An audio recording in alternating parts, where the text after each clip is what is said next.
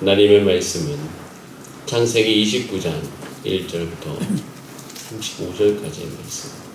다 함께 한 목소리로 합독하시겠습니다. 야곱이 길을 떠나 동방 사람의 땅에 이르러 본즉 들에 우물이 있고 그 곁에 양 세 떼가 누워 있으니 그는 목자들이 그 우물에서 양떼에게 물을 먹이니라. 큰 돌로 우물 아귀를 덮었다가 모든 떼가 모이며 그들이 우물 아귀에서 돌을 옮기고 그 양떼에게 물을 먹이고는 우물 아귀 그 자리에 다시 그 돌을 덮더라. 야곱이 그들에게 이르되 내 형제여 어디서 왔느냐? 그들이 이르되 하란에서 왔노라. 야곱이 그들에게 이르되 너희가 나홀의 손자 라반이 아느냐? 그들이 이르되 아노라. 야곱이 그들에게 이르되 그가 평안하냐? 이르되 평안하니라. 그의 딸 라헬이 지금 양을 물고 오느니라. 야곱이 이르되 해가 아직 높은즉 가축 모일 때가 아니니 양에게 물을 먹이고 가서 불을 뜯게 하라. 그들이 이르되 우리가 그리하지 못하겠노라. 때가 다 모이고 목자들이 우물 아귀에서 돌을 옮겨야 우리가 양에게 물을 먹이느니라. 야곱이 그들과 말하는 동안에 라헬이 그의 아버지의 양과 함께 오니 그가 그의 양들을 치고 있었기 때문이더라. 야곱이 그의 외삼촌 라반의 딸 라헬과 그의 외삼촌의 양을 보고 나아가 우물 아귀에서 돌을 옮기고 외삼촌 라반의 양떼에게 물을 먹이고 그가 라헬에게 입맞추고 소리내어 울며 그에게 자기가 그의 아버지의 생질이요 리브가의 아들됨을 말하였더니 라헬이 달려가서 그 아버지에게 알림해 라반이 그의 생질 야곱의 소식을 듣고 달려와서 그를 영접하여 안고 입맞추며 자기 집으로 인도하여 드리니 야곱이 자기의 모든 일을 라반에게 말하며 라반이 이르되 너는 참으로 내 혈육이로다 하였더라. 야곱이 한 달을 그와 함께 거주하더니 라반이 야곱에게 이르되 내가 비록 내 생질이나 어찌 그저 내 일을 하겠느냐?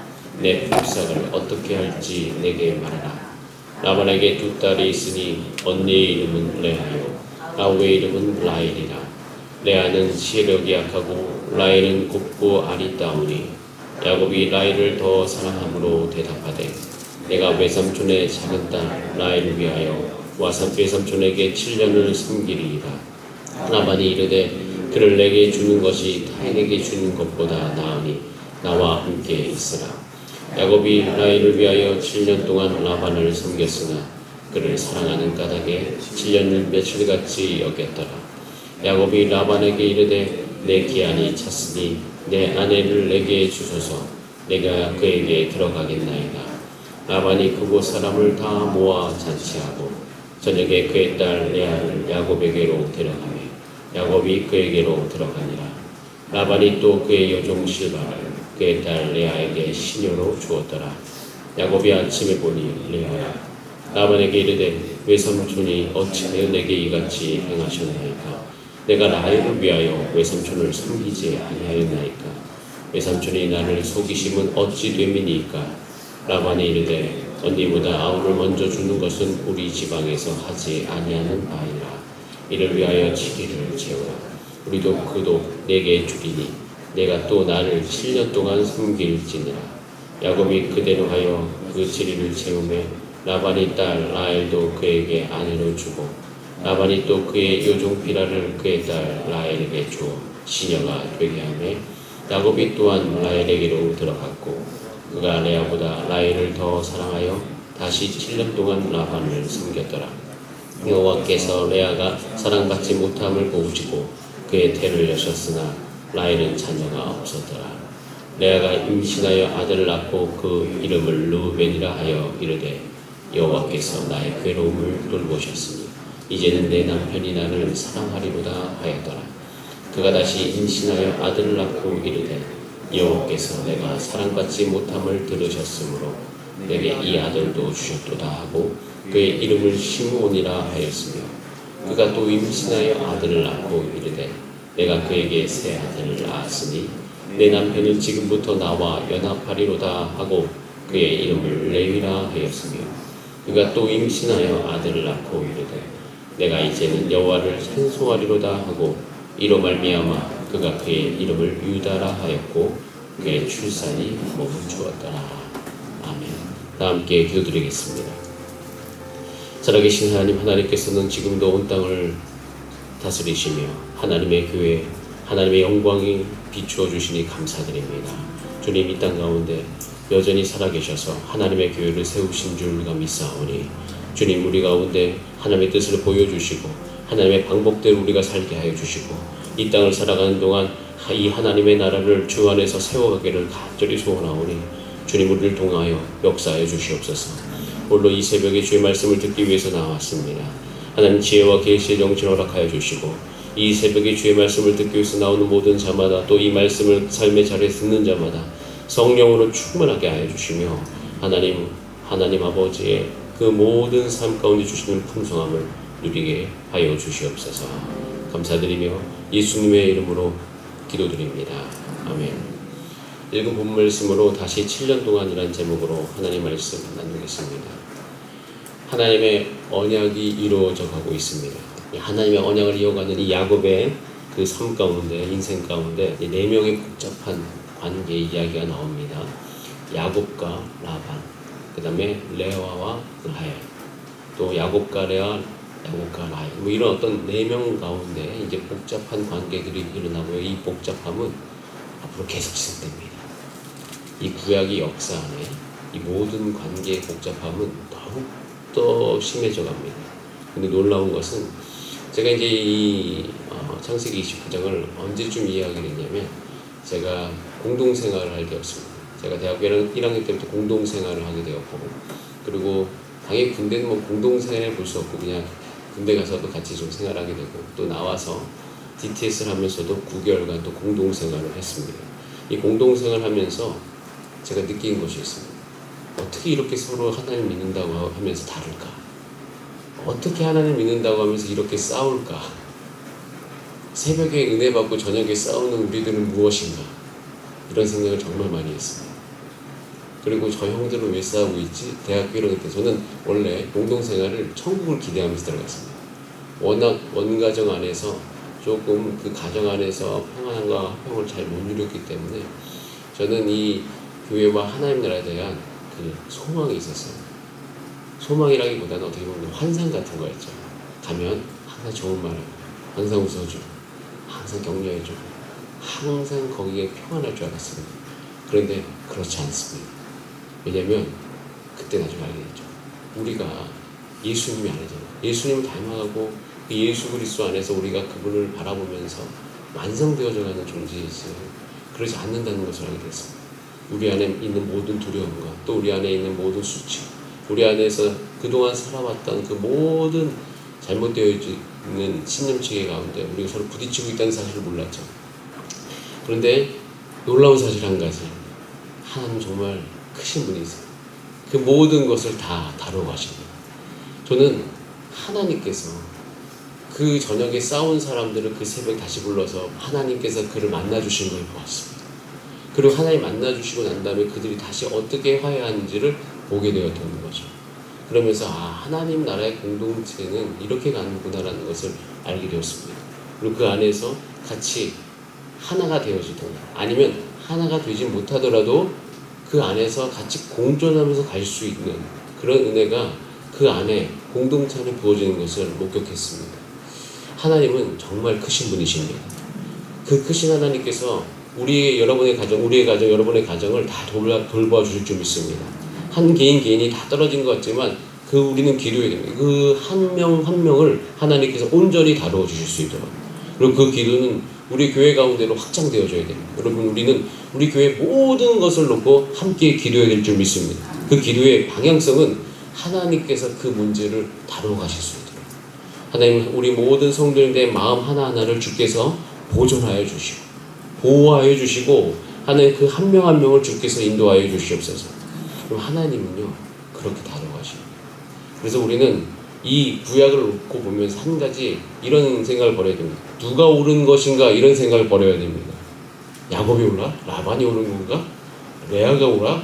라헬이 옳은 건가? 제가 그것을 놓고 묵상하면서 재밌는 걸 발견한 적이 있습니다. 누가 옳은가 만약 이렇게 물어보면요 아마 사람 대답이 다 달라요. 근데 그 대답이 다른 것을 다 이렇게 보면 자기와 가장 비슷한 사람이 옳습니다. 레아와 비슷한 사람은 레아가 옳아요. 라헬과 비슷한 사람은 라헬이 옳고 야곱, 라반 다 그렇습니다. 그런데 누가 옳은가 문제 아니라 하나님께서 이들을 어떻게 다루고 가시는가로 관점을 바꾸게 되면 완전히 성경은 다르게 보이죠. 그래서 오늘은 4명의 인물을 각자 한번 짧게 달아보겠습니다. 야곱. 그럼 야곱은요 이제 드디어 라헬과 라반을 만납니다. 라헬을 만났을 때 그 감격은 이루 말할 수 없습니다. 물론 오래 걸어왔고 그 오래 그 광야를 걸었을 때 얼마나 그가 지쳤겠습니까? 우리는 단순히 베델에서 만난 그 하나님 한 번 우리가 봤지만 그 뒤로 수많은 밤을 혼자 그 광야에서 보내고 드디어 이제 삼천지역에 도착을 했어요. 나올 때 뭔가를 그렇게 먹을 거를 제대로 갖고 나오지 않았습니다. 종도 있지 않았어요. 평생 누군가 그 가정 안에서 이렇게 돌봐주는 것을 경험하다가 혼자 이제 살려고 하니까 얼마나 먹는 거 마시는 거 힘들면서 왔겠습니까? 그런 가운데 라헬을 만났어요. 라헬이 원래 곱고 아름답지만 그 순간 야곱은 그 라헬에게 마음을 빼앗겼을 수 있습니다. 라반을 만났죠. 그래서 이제 7년간 이제 뭐 품삯 이야기하다가 이제 둘째 딸 라헬을 내게 달라. 7년 동안 내게 일해라. 그래서 우리 성경에서 참 재밌는 표현이 있지 않습니까? 7년이 길지 않았고 7년이 순식간에 지나가지 않습니다. 사랑하는 사람을 위해서. 자, 그래서 이제 행복한 가정에 대한 꿈을 가지고 7년 동안 있었는데 결혼하는 날 상상하지도 못한 일이 발생했습니다. 잔치를 벌였죠. 그때 라반이 작정을 하고 야곱의 정신을 잃게 만든 것 같습니다. 그런 가운데 이게 레아인지 라헬인지 모르고 밤을 보내게 되죠. 이러다 보니까 레아 너무 깜짝 놀랐어요. 누가 이제 이걸 갖고 야곱도 누굴 속였으니까 자기도 속임을 당했다 이렇게 볼 수 있는데 그렇게 이야기하는 거 많이 들었는데 야곱의 입장에서 놓고 보면 이건 정말 말도 안 되는 일이 아니에요. 7년 동안 라헬을 그럼 레아는 야곱이 레아에게 별로 관심이 없었어요. 그런데 그 상황 가운데서 야곱은 그런 일을 당한 거죠. 라반에 의해서 당하게 됩니다. 그런데 참 놀라운 것은 이제 7년이라고 또 7년을 또 더 일하고 또 총 한 20년 정도의 시간을 보내거든요. 20년 세월의 의미가 있어요. 그리고 이제 그 20년 세월 동안 야곱은 어떻게 되냐면 하나님의 그 이스라엘로 빚어가는 과정을 겪습니다. 그 치열함 속에서 수많은 관계 속에서 인고의 시간 속에서 그리고 야곱은 이제 레아와 라헬을 결혼한 이후에 가정을 꾸리면서 이제는 머리가 복잡해집니다. 왜냐하면 배달은 형제들이 태어나죠. 그리고 아내가 4명이에요. 여러분 그 가정이 엄청 복잡합니다. 상상만 해도 복잡하지 않을까요? 그 형제들을 어떻게 다 했으면 이걸 다 하나로 끌어간다는 것은 이게 야곱에게 약간 버거운 정도의 일이었는데 야곱은 그런 사람이 되어가요. 그 인생의 모든 험악한 모든 경험 그것을 다 견딜 만한 사람으로 빚어가는 걸 볼 수가 있습니다. 여러분에게 닥친 모든 그 어려움 가운데 말도 없는 일 가운데 한 가지를 꼭 기억하시기 바랍니다. 여러분이 하나님의 언약을 붙들고 계신다면 하나님께서 여러분을 빚어가는 과정인 것을 꼭 기억하시기 바랍니다. 하나님은 그렇게 야곱을 다뤄가셔요. 레아 나옵니다. 레아 어떻게 보면 주목을 받지 못하는 한 사람일 수 있습니다. 레아는 야곱에게 선택받지 못했습니다.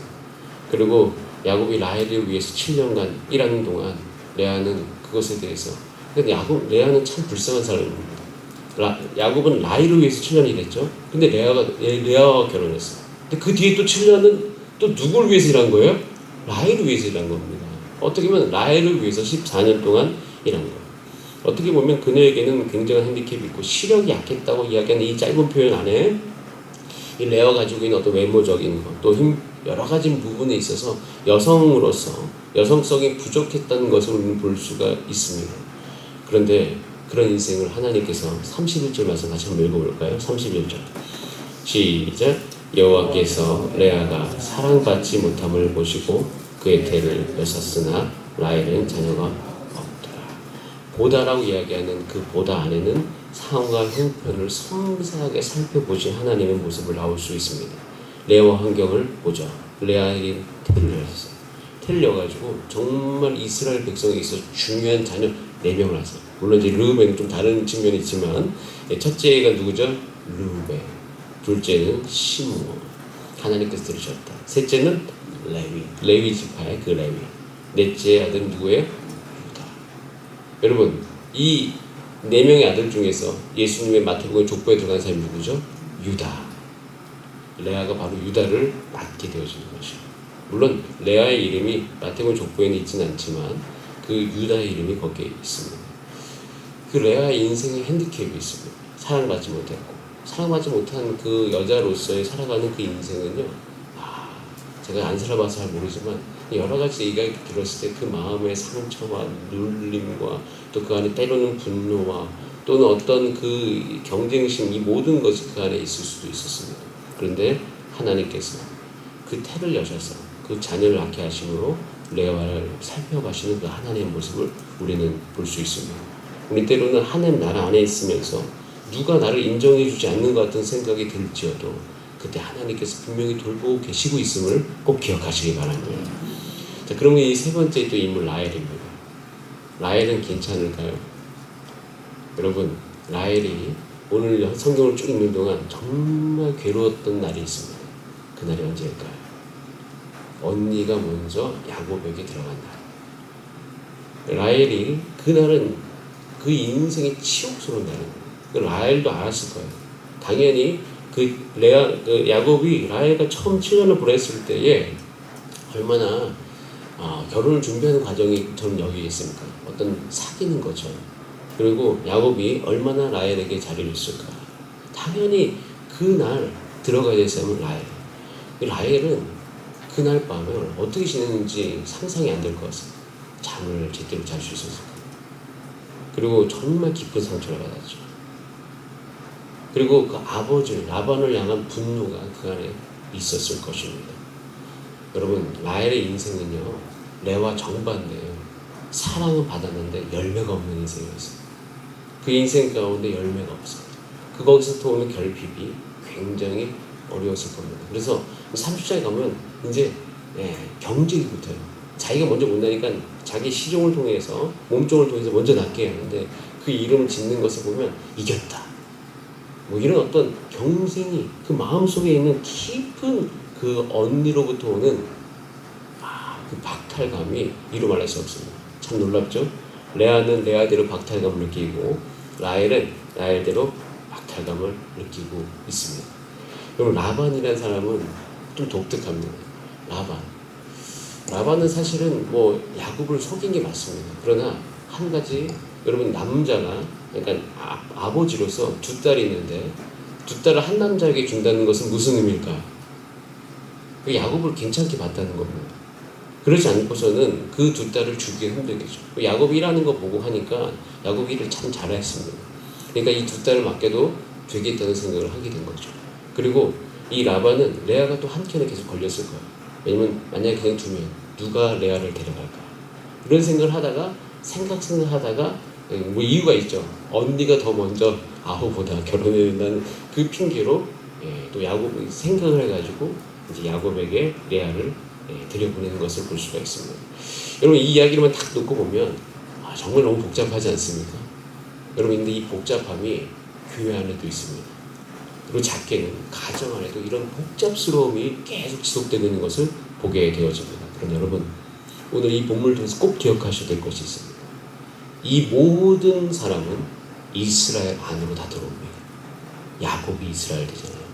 제가 이 마음들, 그리고 또 12명의 아들들을 놓고 보면서 한 가지 분명하게 제 안에 기억하는 것이 있습니다. 하나님은 어떠한 인간의 어떠함에도 불구하고 그 사람들을 다 하나님의 나라 안으로 초대하고 계십니다. 그리고 그 초대한 그 하나님의 나라 안에 있는 사람들을 하나님께서 다 다루고 가셔요. 제가 이 마음을 압니다. 그래서 목회를 배워가면서도 가장 어려운 지점이기도 하고 가장 또한 흥미로운 지점이기도 한 것은 뭐냐면 이 크신 하나님을 알아가는 거예요. 그리고 항상 제가 예전에 수학을 좋아하기 때문에 수학 문제를 풀 때 수학과 이제 씨름하는 것을 제가 즐겼던 적이 있습니다. 저는 답지를 안 봤어요. 답지를 보는 걸 굉장히 제가 자존심 상해했기 때문에 만약에 예를 들어서 문제가 안 풀리잖아요. 그럼 하루 종일 그 문제 붙들고 있습니다. 어느 날 기억이 있어요. 정말 그 수학 정석에 실력 정석 풀다가 안 풀려가지고 수학 정석 집어던진 적이 있어요. 하면서 집어던지고 답지 안 보고 잠을 잤는데 꿈속에서 그게 생각이 나가지고 일어나가지고 푼 적도 있어요. 그런데 제가 그러면서 한 가지 그 느낌이 있어요. 안 풀리는 수학 문제가 갑자기 번뜩이면서 그 수학 문제가 딱 풀렸을 때 그 놀라운 쾌감이 있단 말이에요. 짜릿한 느낌. 그런데 저는 그것을 언제 느끼냐면요. 이 목회를 하면서, 목회를 배워보면서 저는 이 원리를 다가가거든. 하나님께서는 모든 사람을 다 다루신다. 그들이 있는 연약함에도 불구하고 하나님은 그의 삶 가운데 오늘도 그의 문제를 해결하고 계신다. 그런데 우리는 포기하고 싶어버리는 그런 문제가 딱 우리 가운데 올 때가 있습니다. 이 교회 안에서 또 공동체 안에서 이건 정말 포기하고 싶다. 그런 생각을 할 때가 너무 많은데 그때 한 가지 꼭 기억하죠. 이 장을 기억해요. 하나님은 모든 사람을 다 다루어 가신다. 그러니까 내가 포기하면 안 되는 거예요. 하나님 포기하지 않는다. 근데 그런 상태에서 포기하지 않고 기도하고 포기하지 않고 기도하고 포기하지 않고 그렇게 하루하루 가다가 어느 날 그 문제가 해결됩니다. 제가 해결할 수도 있는데 그냥 해결되어져서 제게 다가오는 경우도 너무 많아요. 그럼 그때 그 행복은, 그 기쁨은 이루 말할 수 없어요. 그것은 하나님이 우리 가운데 주시는 선물과도 같이 다가오는 것을 보게 되어집니다. 여러분, 우리가 그렇게 우리 가정과 우리 개인과 우리의 교회를 세우기로 합니다. 하나님의 관점 안에서 하나님께서 모든 사람들을 다 품으시고 그 안에서 그의 일상과 그의 살아왔던 배경과 이 모든 것을 다 다루시면서 하나님께서 결국에는 이 야곱으로 말미암아 이 12지파가 이 땅 가운데 이스라엘은요 정말 한 나라의 그 모델이 원형이에요. 교회와도 같은 것입니다. 구약의 교회를 이야기하면 이스라엘이죠. 그렇게 하나님께서 시작하게 되는 것을 보게 되어지면서 우리는 다시 한번 이 시점에서 이 하나님 아버지의 마음을 우리가 들어서 우리도 한 걸음 한 걸음 나아가게 되기를 간절히 원합니다. 그래서 우리가 오늘 저녁에 함께 모여서 그 하나님께 예배드리고 우리가 한 공동체로서 주 예수 그리스도 안에서 다시 하나가 되기를 간절히 바랍니다. 여러분 마음속에서 이 하나님 아버지의 마음을 내게 주소서. 이 하나님의 지혜를 내게 주소서. 하나님이 포기하지 않으시니까 나도 포기하지 않겠습니다. 그렇게 함께 기도하는 이 새벽 되기를 원합니다. 우리 다 함께 기도하시겠습니다. 이 시간 기도할 때 하나님께서 이렇게 하나님 인간의 삶 안에서 일하시는 것을 보게 되었습니다. 동일한 하나님, 변치 아니하신 하나님, 여전히 우리 개인의 삶과 우리 가정과 교회 가운데 일하시는 하나님, 우리가 지금 있는 상황이 문제가 아니고 그것을 하나님께서 분명히 임하실 것이니까 우리가 이 시간 기도할 때 하나님 그렇게 일하여 주시옵소서. 우리 다 함께 주여 한번 부르신 다음에 합심으로 기도하겠습니다. 주여 살아계신 하나님 아버지 하나님께서